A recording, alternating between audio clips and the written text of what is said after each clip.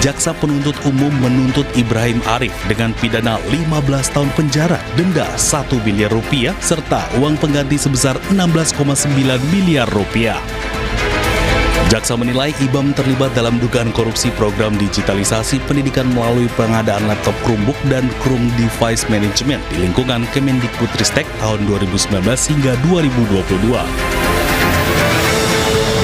Selain Ibrahim Arif, Kejaksaan Agung juga menetapkan 3 tersangka lain dalam kasus dugaan korupsi laptop Chromebook, termasuk mantan Mendikbudristek Nadiem Makarim.